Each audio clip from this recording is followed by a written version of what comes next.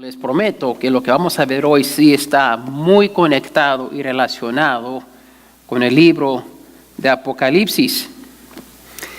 En Daniel capítulo 9 vamos a ver algo que ha traído mucha discusión, controversia en la iglesia. Vamos a ver las 70 semanas de Daniel. Para entender el libro de Apocalipsis, es importante ver todos los otros pasajes que hablan sobre el fin de todas las cosas en la Biblia.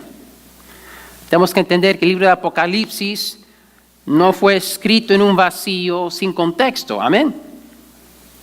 Apocalipsis tiene muchas referencias al Antiguo Testamento, por ejemplo.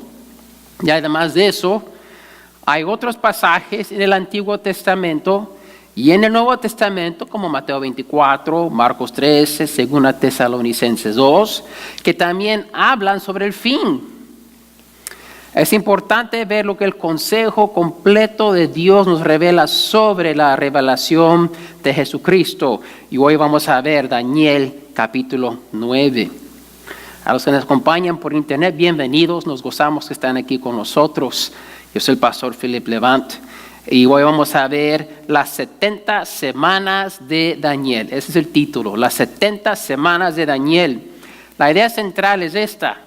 Dios revela su plan de 70 semanas para traer una restauración completa de su pueblo errante, que resultará con el fin del pecado y todas sus consecuencias. Vamos a ver 3 puntos. Vamos a ver que Israel tuvo la esperanza de ser restaurada a su tierra.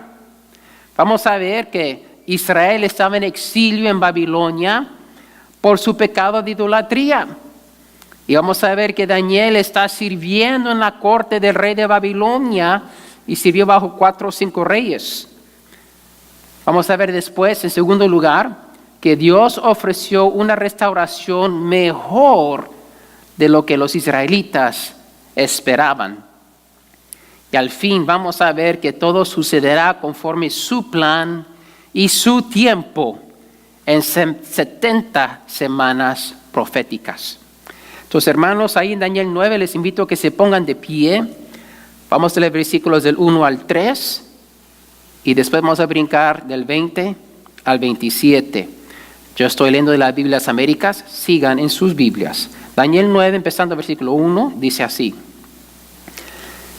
En el año primero de Darío, hijo de Asuero, descendiente de los Medos, que fue constituido rey sobre el reino de los caldeos, en el año primero de su reinado, yo, Daniel, pude entender en los libros el número de los años en que, por palabra del Señor que fue revelada al profeta Jeremías, debían cumplirse las desolaciones de Jerusalén, 70 años. Volví mi rostro a Dios, el Señor, para buscarle en oración y súplicas, en ayuno, cilicio y ceniza. Brinquemos al versículo 20. Aún estaba yo hablando, orando y confesando mi pecado y el pecado de mi pueblo Israel, y presentando mi súplica delante del Señor mi Dios por el santo monte de mi Dios. Todavía estaba yo hablando en oración cuando Gabriel, el hombre a quien había visto en la visión al principio, se me acercó, estando yo muy cansado, como la hora de la ofrenda de la tarde. Me instruyó, habló conmigo y dijo: Daniel, he salido ahora para darte sabiduría e entendimiento. Al principio de tus súplicas se dio la orden y he venido para explicártela porque eres muy estimado. Pon atención a la orden y entiende la visión. Y aquí está la visión. 70 semanas han sido decretadas sobre tu pueblo y sobre tu santa ciudad para poner fin a la transgresión, para terminar con el pecado, para expiar la iniquidad, para traer justicia eterna, para sellar la visión y la profecía y para ungir el lugar santísimo. Has de saber y entender que desde la salida de la orden para restaurar y reconstruir a Jerusalén hasta el Mesías príncipe, habrá 7 semanas y 62 semanas. Volverá a ser edificada con plaza y foso, pero en tiempos de angustia. Después de las 62 semanas, el Mesías será muerto y no tendrá nada. Y el pueblo del príncipe que ha de venir destruirá la ciudad y el santuario. Su fin vendrá con inundación. Aún hasta el fin habrá guerra. Las desolaciones están determinadas. Y él hará un pacto firme con muchos por 1 semana. Pero a la mitad de la semana pondrá fin al sacrificio y la ofrenda de cereal. Sobre el ala de abominaciones vendrá el desolador, hasta que una destrucción completa, la que está decretada, sea derramada sobre el desolador. Amén. Que Dios bendiga la lectura de su palabra. Pueden tomar sus lugares. Primero vamos a ver la esperanza de restauración de Daniel y los israelitas. Daniel tenía la esperanza de que su pueblo Israel iba a ser restaurados. Los judíos, en el contexto, un poco contexto histórico, estaban en exilio, estaban en Babilonia. El rey Nabucodonosor vino, destruyó Jerusalén, destruyó el templo, se llevó cautivos a la mayoría de los israelitas, se los llevó a Babilonia y están en exilio, no porque Nabucodonosor era más fuerte que ellos, aunque es verdad, pero por su idolatría. El pueblo estaba muy conectado con la tierra. La identidad de Israel estaba íntimamente conectada con el templo, con Jerusalén y la tierra prometida. El pueblo fue llamado de Egipto a la tierra prometida para poder adorar a Jehová en la ciudad santa, en su templo. Y ahora era un pueblo que había perdido su identidad. Y muchos soñaban poder regresar a su tierra algún día, de alguna manera. Quizás en unos momentos en nuestras vidas hemos perdido todo y nos hemos sentido igual. Obviamente Daniel se sentía igual, ¿no? Daniel está leyendo Jeremías en versículos 1 y 2, y en leyendo el profeta de Jeremías, él se da cuenta que el exilio era por 70 años. Y cuando él se dio cuenta de esto, lo movió a orar para que se cumpliera esta promesa de Dios. Y eso es donde se ve la oración de confesión de Daniel, de versículos del 4 al 19, que no leímos por cuestión de tiempo. En nuestro enfoque no va a ser la oración de Daniel hoy, va a ser las 70 semanas. Pero si tú quieres aprender cómo hacer una oración de confesión, lee esta tarde la oración de Daniel. Lee y ve cómo él confiesa el pecado personal de él, el pecado de su pueblo, y cómo él tiene esta actitud de humillación delante de Dios, dependiendo de su misericordia y su gracia. Y aunque Dios promete restaurar a Israel después de 70 años, él no lo clama con Dios, haz esto porque tú lo has dicho. Lo hace con tanta humildad. Podemos aprender mucho de la oración de Daniel. Te animo que lo leas. Entonces, esta promesa mueve a Daniel a la oración, donde él clama a Dios por misericordia. Y entonces vemos que la esperanza de Daniel no es una esperanza hueca, es una esperanza viva, porque esta esperanza está basada en lo que Dios ha dicho, en su palabra. Sí, Jehová mandó a su pueblo a exilio por su pecado. Sí, era un tiempo de disciplina, de sufrimiento, se sentían perdidos, pero era una disciplina temporánea. Esa disciplina, ese tiempo de juicio iba a terminar, no era para siempre.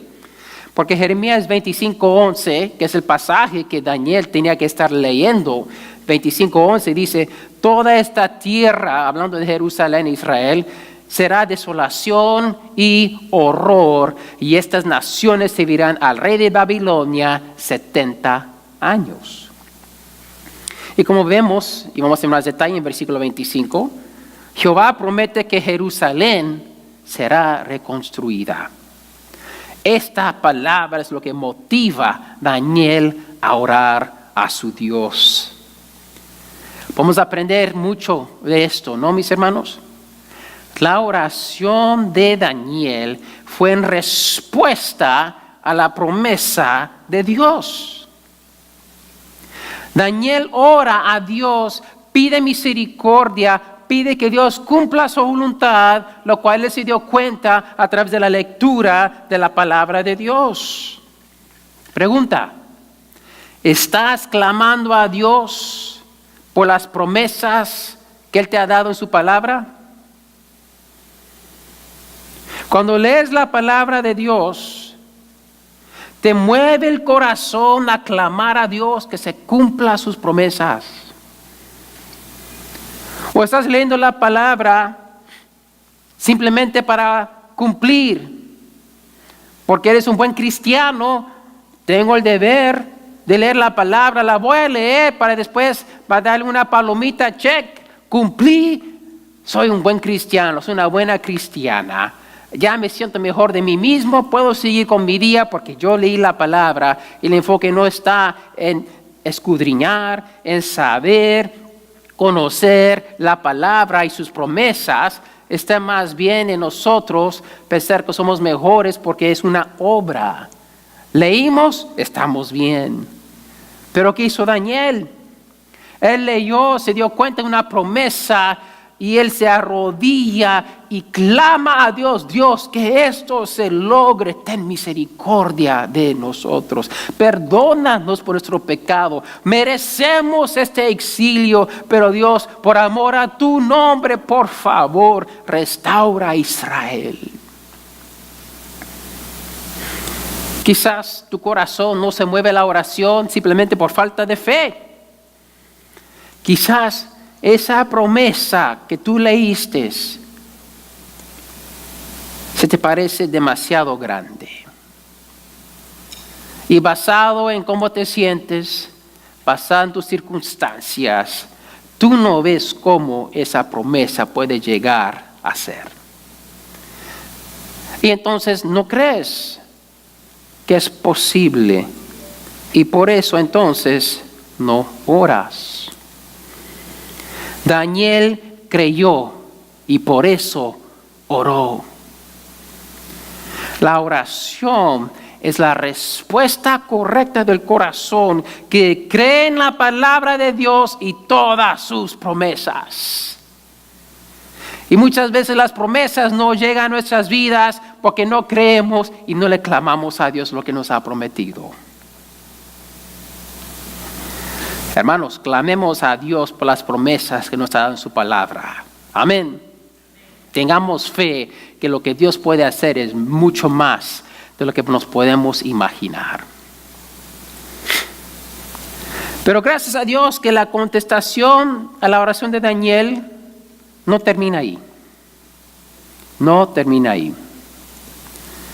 Dios dice en tantas palabras, que vamos a ver aquí en versículo 24, yo tengo una restauración mejor en mente, Daniel. La restauración que yo quiero hacer en mi pueblo es mucho más de lo que te imaginas. Entonces ahora vamos a ver una restauración mejor, este segundo punto. Gabriel viene a Daniel, dice que en el momento que Daniel empezó a orar, él empezó a venir. Y Gabriel le dice a Daniel que Dios ha establecido 70 semanas para lograr 6 cosas para tu pueblo y sobre tu santa ciudad. Mira el versículo 24. 70 semanas han sido decretadas sobre tu pueblo y sobre tu santa ciudad. Entonces, estas 70 semanas es para quién?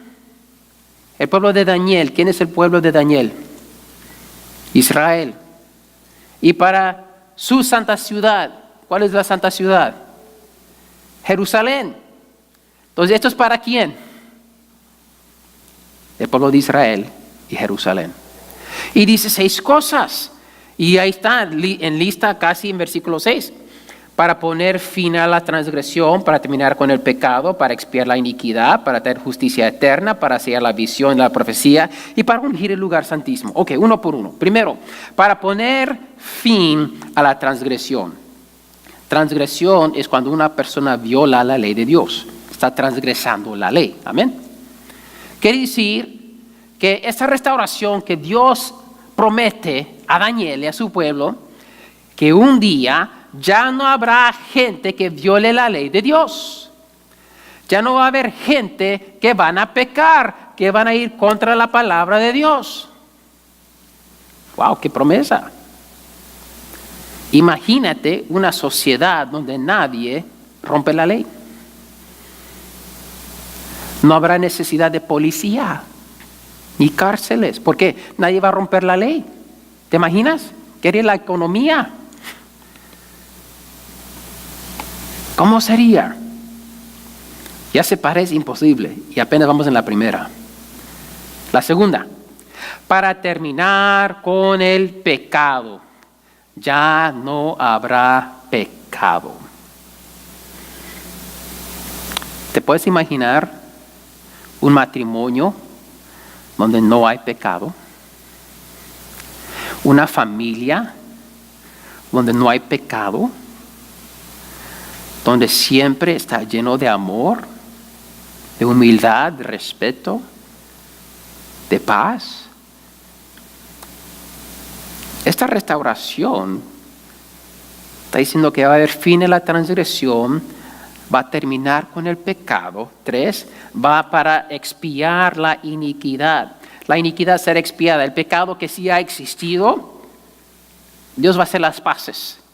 Él va a purgar o purificar el pecado que ha habido. En otras palabras, ok, quizás desde este principio ya no va a haber pecado, ya no va a haber transgresión, pero ¿qué los pecados del pasado? Van a ser expiados.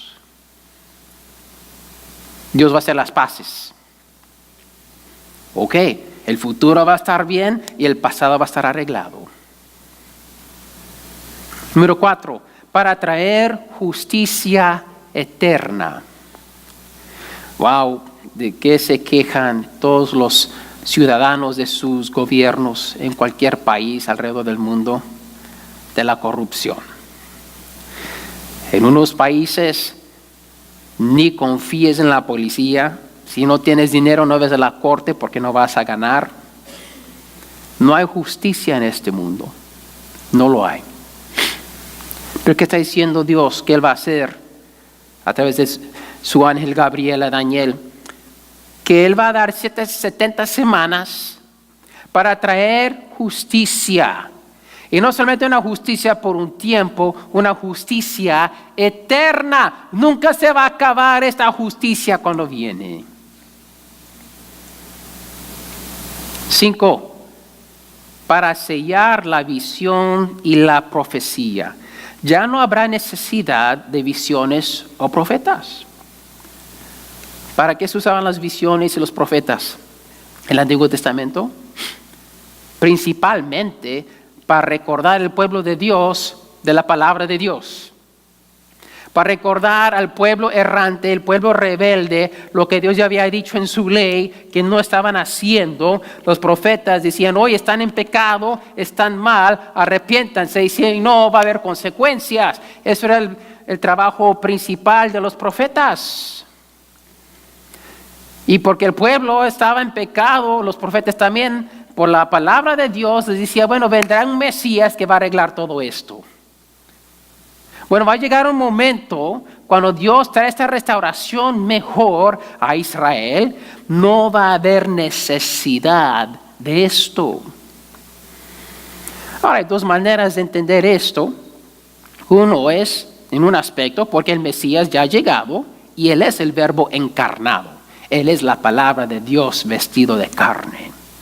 En Jesús, todo lo que Dios ha querido comunicar a su pueblo está en Él. Porque no veamos unos versículos para ver eso. Busquen Lucas 16:16.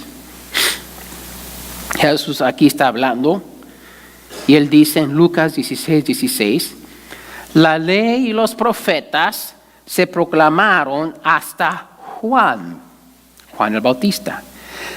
Desde entonces se anuncian las buenas nuevas del reino de Dios y todos se esfuerzan por entrar en él. ¿Qué está haciendo Jesús? Los profetas eran hasta Juan el Bautista. Y ahí se acabó la profecía, porque desde ahí se está proclamando ¿qué? El Evangelio, el reino de Dios. ¿Y quién es el reino de Dios? Jesucristo. Además, en Hebreos 1, si buscan otro pasaje más al final de la Biblia, Hebreos 1:1, cómo empieza este libro, me encanta. Dice Hebreos 1:1 y 2, Dios, habiendo hablado hace mucho tiempo, en muchas ocasiones y de muchas maneras a los padres por los profetas, en estos últimos días nos ha hablado por su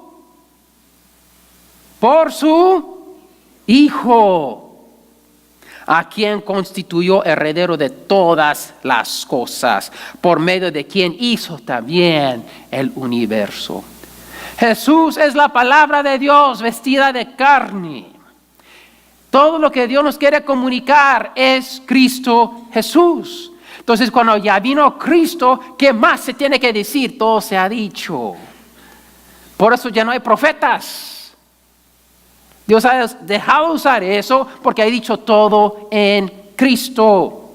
Pastor, hay muchos profetas en YouTube. Bueno, argumenten con Lucas 16:16 y Hebreos 1, no conmigo. En otro aspecto, en cuestión que se va a sellar la visión y la profecía, no habrá necesidad de saber lo que va a suceder porque ya terminó. En otras palabras, las profetas dan un preview de lo que va a venir. Cuando estamos leyendo Apocalipsis y Daniel 9, ¿de qué estamos hablando? De algo futuro, que no ha venido todavía. Y nos está dando como de una manera oculta o como una sombra, ayudando a nosotros por razones de fe y motivarnos a mantenernos fiel, a seguir sabiendo lo que va a venir. Cuando uno va a ver una película, ¿qué viene antes? En la televisión, los comerciales, salen los previews para que darte una idea de qué se trata la película, para que te animes para pagar un boleto a verla. ¿No es así? Y después que uno ve la película, ¿ha visto la historia completa? ¿De qué te sirve el preview? De nada. Ya viste la película, ya sabes de qué se trata. Así son las profecías, es un preview. Para nosotros mantenernos fe, para animar nuestra fe, para seguir adelante, porque ya viene el fin y va a ser maravilloso. Cuando llegue el fin, hermanos, cuando estemos en el cielo, no va a haber pastores, vamos a estar con el pastor de pastores. Toda la eternidad va a ser un servicio de alabanza, sin predicación, y todos dicen amén.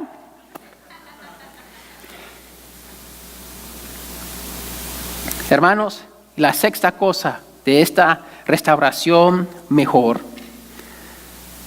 para ungir el lugar santísimo. Ahora, esta última frase, los teólogos y los expertos en el hebreo no saben exactamente cómo traducir, está difícil. No saben si está hablando de un lugar o de una persona. Y depende de quién le preguntas, te van a decir, es esta, no es la otra, pero todos están de acuerdo que está difícil. Bueno, vamos a pensar que son las dos. Porque puede ser las dos y van a ver que bíblicamente, teológicamente, las dos funcionan. Si es un lugar santísimo, sería la iglesia bajo el nuevo pacto. ¿Dónde vivía Dios en el Antiguo Testamento, en el Antiguo Pacto?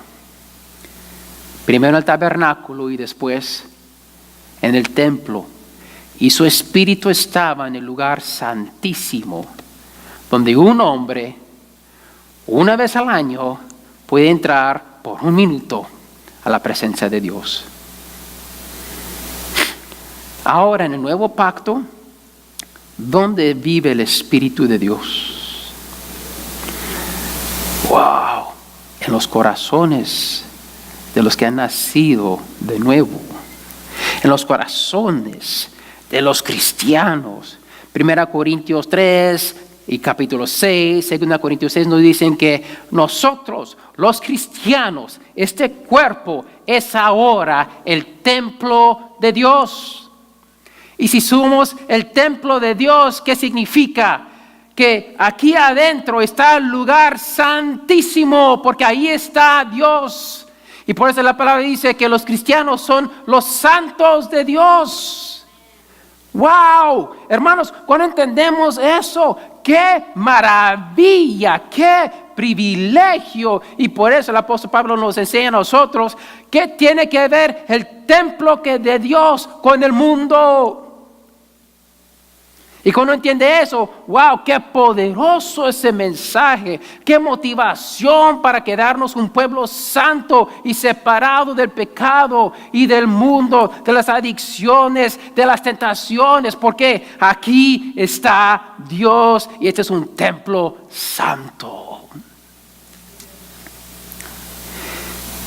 Y si traducimos no como un lugar santo o lugar santísimo, pero el santo santísimo, que es una persona, obviamente sería Cristo Jesús.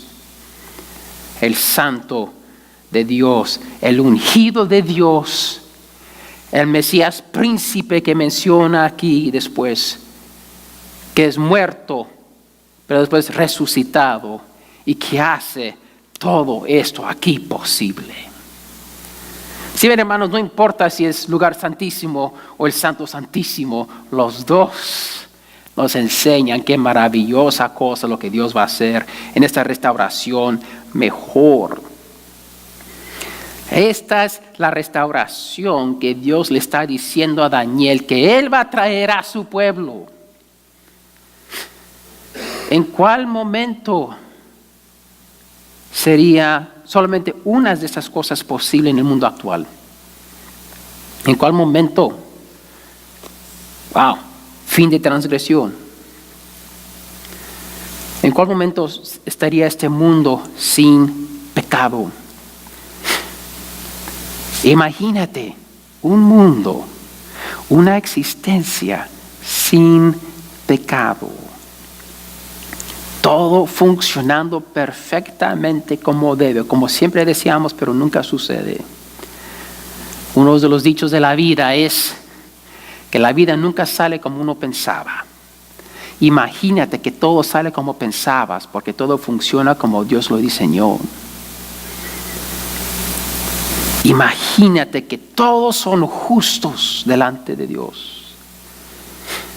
Es algo humanamente imposible, que es aún difícil de imaginar.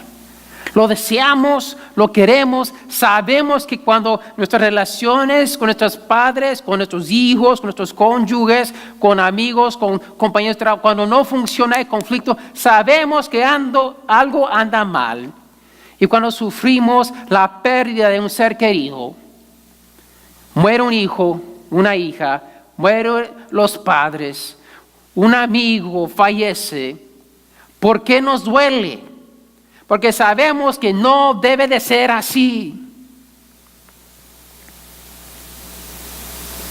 Obviamente, lo que estamos viendo aquí en versículo 24 es algo futuro, es algo más allá que una simple restauración de una nación en su tierra. Es una promesa maravillosa, algo que yo no sé cómo la tomó Daniel. Para él quería que la promesa de Dios de 70 años terminara para él poder un día volver a ver su pueblo en su tierra prometida, adorando a Dios en su templo. Y Dios dice, sí, voy a hacer eso, pero lo que yo quiero hacer es mucho más grande que eso. Dice 1 Corintios 2:9, cosas que ojo no vio, ni oído oyó, ni han entrado al corazón del hombre, son las cosas que Dios ha preparado para los que le aman. Wow, hermanos, nada que podemos ver o escuchar, ni nada que podamos pensar o imaginar en su corazón, se puede comparar con lo que Dios ha preparado para su pueblo. Wow, hermanos, ¿qué aprendemos de eso? Daniel creyó la promesa de Dios para su pueblo, pero luego Dios le mostró que su plan era más grande de lo que él se podía imaginar. Hermanos, si no tienes fe para lo pequeño, ¿cómo vas a tener fe para lo grande? Dios quiere hacer algo maravilloso con tu vida. Él quiere hacer algo increíble en tu familia y en esta iglesia. Israel quería su tierra, quería su ciudad y quería su templo, y Dios se los dio hasta que fue destruido unos 500 años después de que fue edificado. Pero Dios quiere dar a su pueblo una existencia nueva, sin sufrimiento, con justicia, sin las consecuencias del pecado, una vida perfecta. Hermanos, ¿qué más quieren? ¿Qué más quieren aparte de eso? ¿Qué más podrían desear?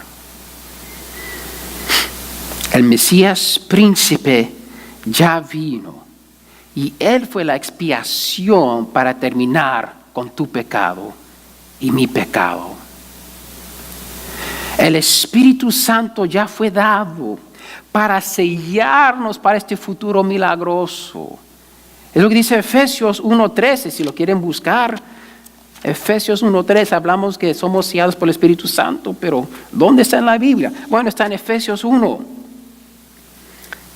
Versículos 13 y 14, dice así: en Él también vosotros, después de escuchar el mensaje de la verdad, el evangelio de vuestra salvación, y habiendo creído, fuisteis sellados en Él con el Espíritu Santo de la promesa, que nos es dado como garantía de nuestra herencia, con miras a la redención de la posesión adquirida de Dios para alabanza de su gloria. Somos el templo de Dios. Somos el lugar santísimo de Dios. El Espíritu Santo es la garantía de Dios. Lo que vimos en Daniel 9:24 va a llegarse una realidad un día. Lo que es imposible aún de imaginar, Dios lo va a hacer y lo vamos a vivir por toda la eternidad. Entonces, hermanos, ¿qué hacemos con esto? Vivamos como que si ya la tenemos, porque ya la tenemos en el Espíritu Santo, Cristo viviendo dentro de nosotros.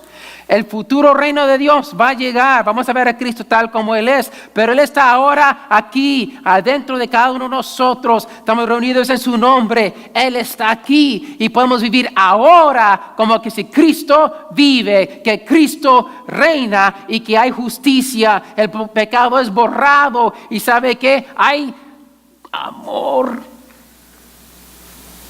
hay perdón. Hay una restauración mejor aquí y ahora que empezó en nuestros corazones, se ve en nuestras vidas y vivimos de esa forma esperando un día cuando todos que están en la Nueva Jerusalén viviéramos juntos. Entonces, iglesia, vivamos como los hijos de Dios que somos, en justicia, sin practicar el pecado, como los redimidos de la esclavitud, como los redimidos de la adicción, como los que han sido sanados del dolor del pasado, los que han recibido justicia de Dios que vendrá, pero sabes que nos da paz mientras esperamos la justicia venidera, lo que no hemos sufrido discriminación, racismo, lo que sea, sabes que Dios va a arreglar todo eso. Yo tengo paz porque yo soy su hijo, Él está conmigo. Dios nos ha dado una restauración mejor, una restauración espiritual y al fin será una restauración eterna. ¿Tienes esa promesa en tu corazón? Necesitas tener fe en el Mesías, príncipe, Cristo Jesús. Si tú no tienes esta promesa, no la crees, te invito, amigo, amiga, a tomar ese paso de fe para que esta promesa que Daniel recibió sea tu promesa también y puedas vivir esta vida nueva que Cristo ofrece. Cristiano, hoy puedes poner tu fe de nuevo en Cristo. ¿Has quitado tus ojos de Cristo? ¿Te has desanimado? ¿Has perdido la fe un poco? ¿Has deseado las cosas del mundo más que las cosas del reino de Dios? Refresca tu alma y encuentra paz, gozo y propósito en Cristo de nuevo. Amén. Pero ¿hasta cuándo tendremos que esperar para esa restauración final? Tenemos el Espíritu Santo, es un lugar santísimo. Tenemos el fruto del Espíritu, no somos del mundo, pero estamos viviendo en Él. Bueno, el plan de Dios son 70 semanas. 70 semanas. Las primeras 69 ya han pasado, falta una. Tenemos que notar que una semana representa 7 años. ¿Ok? Una semana, ¿cuántos años? 7. Ok. Eso viene de Levítico 25:8, donde Jesús usa una semana para significar 7 años. Y ellos hablan semanas, pero una semana 7 años. Bueno, estamos aplicando ese mismo principio aquí en Daniel 9.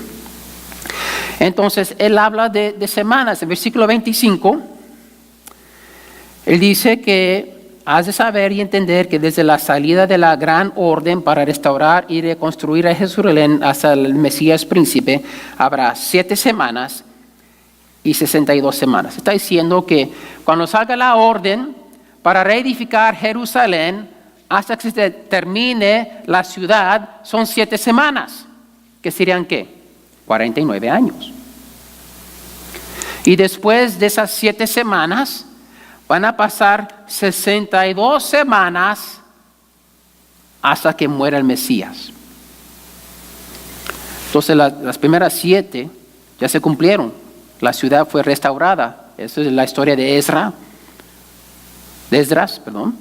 de Nehemías. Regresaron a reconstruir la ciudad. Esdras el templo y Nehemías las paredes, los muros. Ya pasaron esas 7 semanas. Después, 62 semanas, que si multiplica 62 por 7, son 434 años.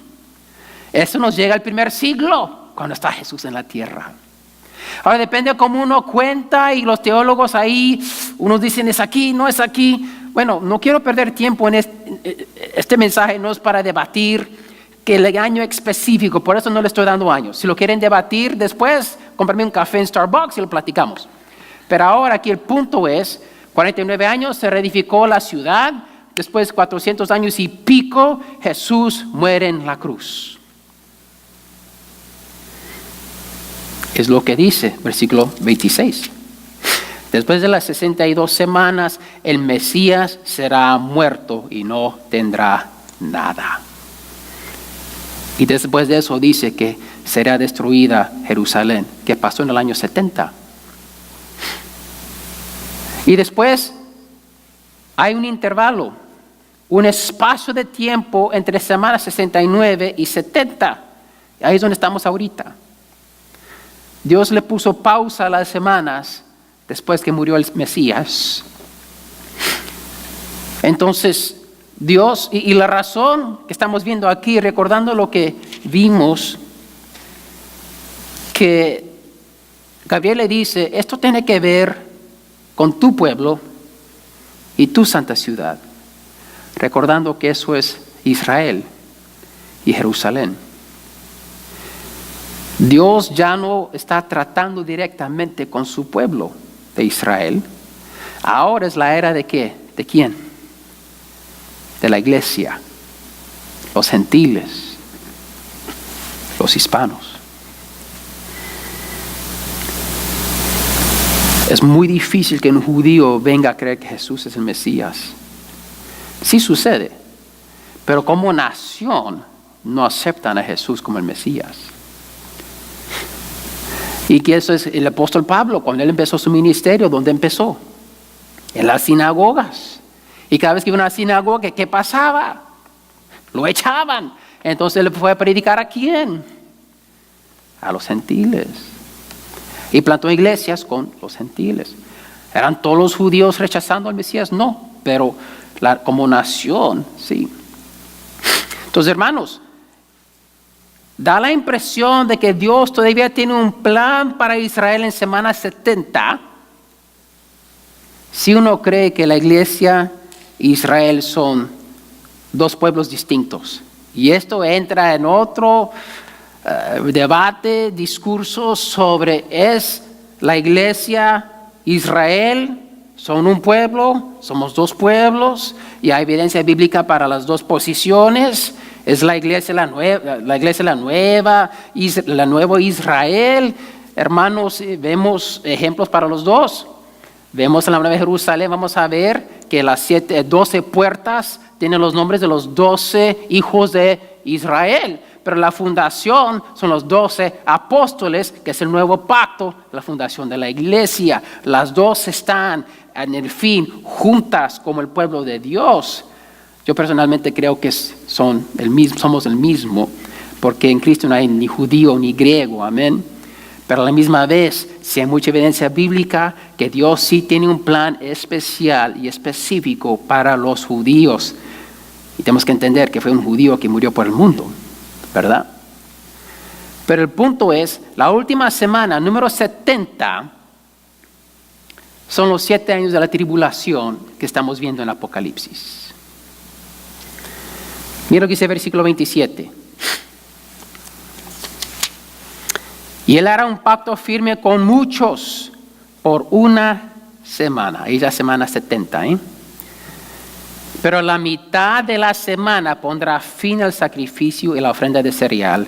Sobre el ala de abominaciones vendrá el desolador, hasta que una destrucción completa, la que está decretada, sea derramada sobre el desolador.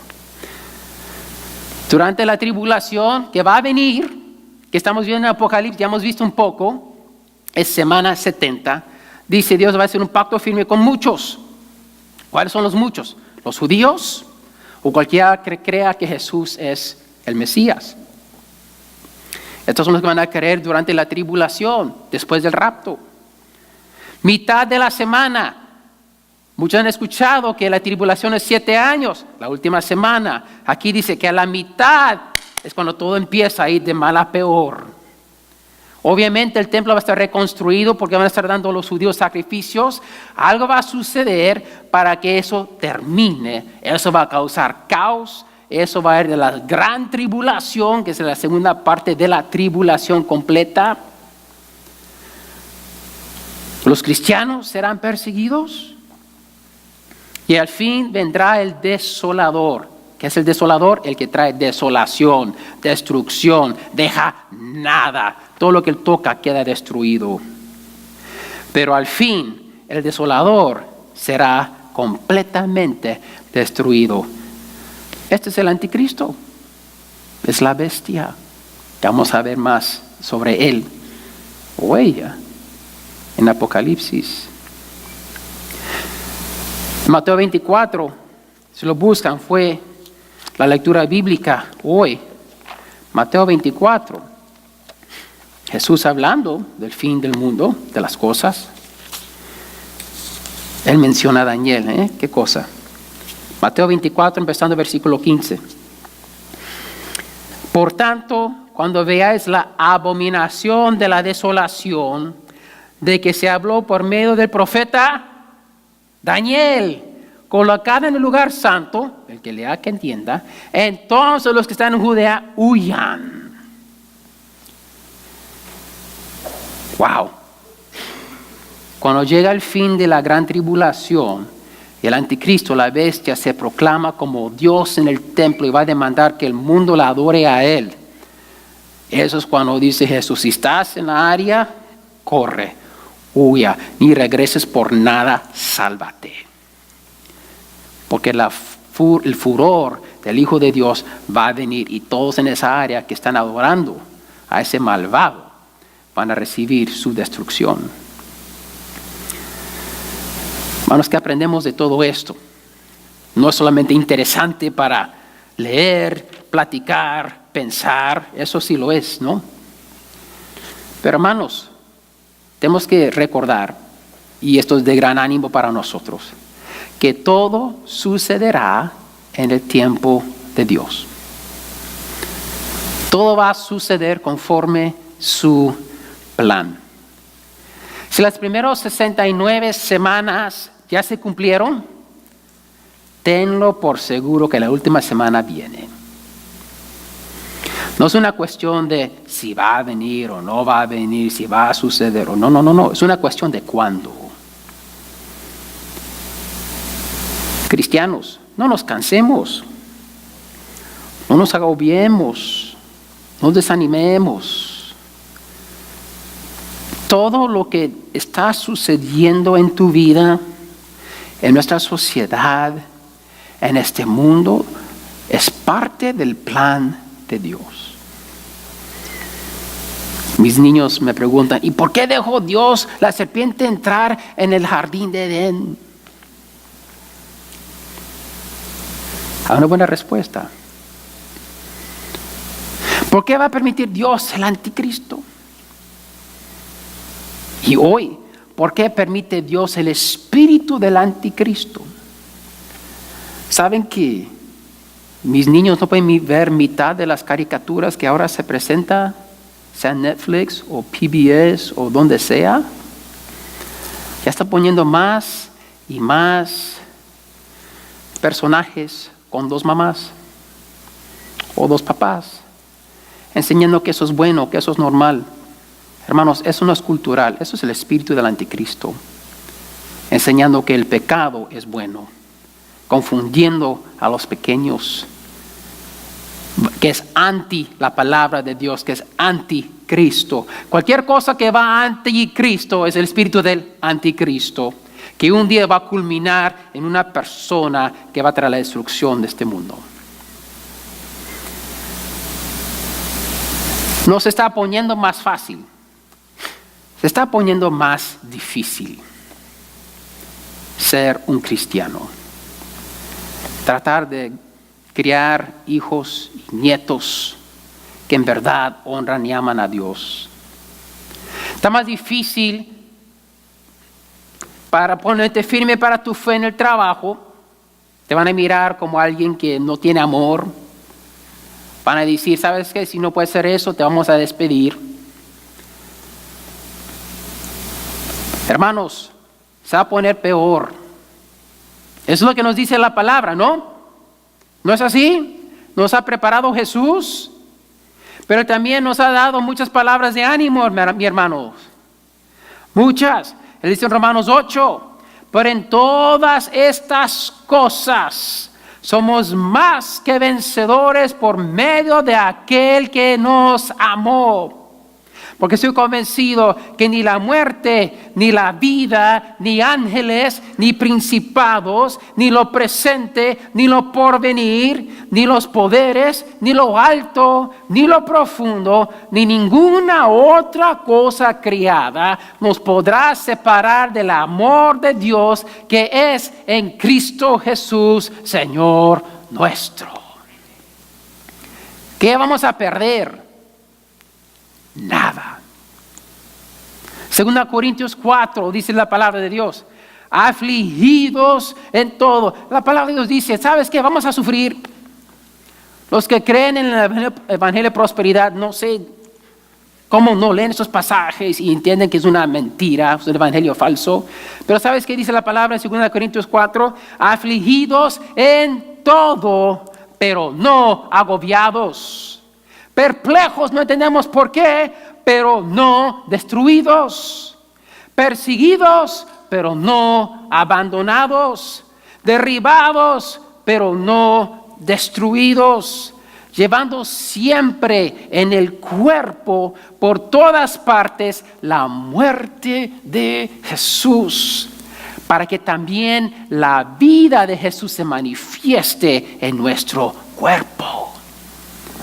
Hermanos, vamos a sufrir, vamos a sentir que ya no podemos más, pero no somos destruidos, no estamos abandonados, no estamos solos. El Espíritu está aquí, somos el lugar santísimo de Dios. Él nunca nos va a abandonar, mis hermanos.